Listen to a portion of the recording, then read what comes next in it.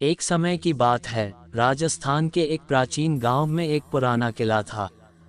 उस किले के बारे में अफवाह थी कि वहां एक भूत का साया है।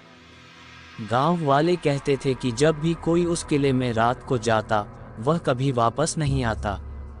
गांव के बाहरी इलाके में रहने वाले रामू नाम के एक नौजवान को इन बातों पर विश्वास नहीं था।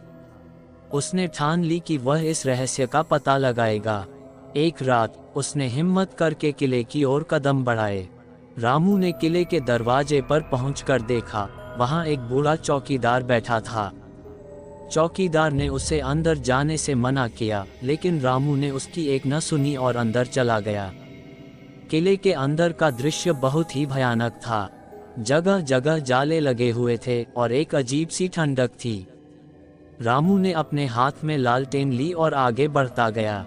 तभी उसे दूर से किसी के रोने की आवाज़ सुनाई दी। वह आवाज़ की दिशा में बढ़ा। जैसे ही वह उस कमरे के पास पहुंचा, आवाज़ अचानक बंद हो गई। रामू ने कमरे का दरवाज़ा खोला और अंदर झांका। वहां कोई नहीं था, सिर्फ एक पुरानी कुर्सी और एक टूटा हुआ शीशा। उसने फिर से आवाज़ सुनी। इस बार वह आवाज़ ऊपर से आ रही थी।